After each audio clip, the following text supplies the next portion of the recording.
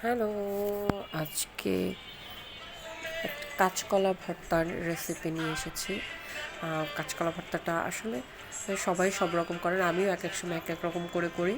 তো আমি কাঁচকলাটাকে লবণ আর হলুদ দিয়ে সিদ্ধ করে নিয়ে এসেছি, রেখেছিলাম।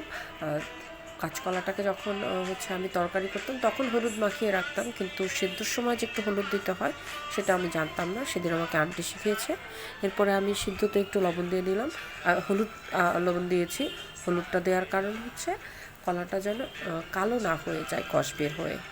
যাই হোক, সবাই মনে হয় জানেন, তারপর আমি বলে দিলাম, অনেকেই জানেন না এজন্য।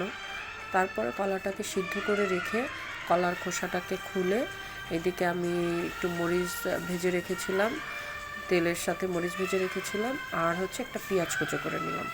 পেঁয়াজ আর মরিচটাকে ভালো করে লবণ দিয়ে একদম মধ্যে নিয়েছে, একদম নরম নরম করে ফেলছি ডলতে ডলতে।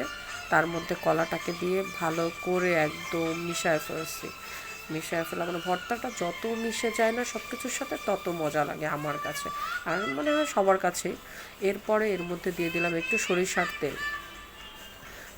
তেল দিয়ে, আর এই সরিষার তেলটা একদম হাঁড়িতে ভাঙানো সরিষার তেল।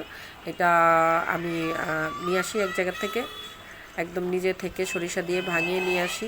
যদি কারো প্রয়োজন হয় এরকম তেল, আমাকে নক করতে পারেন, আমি দিতে পারবো।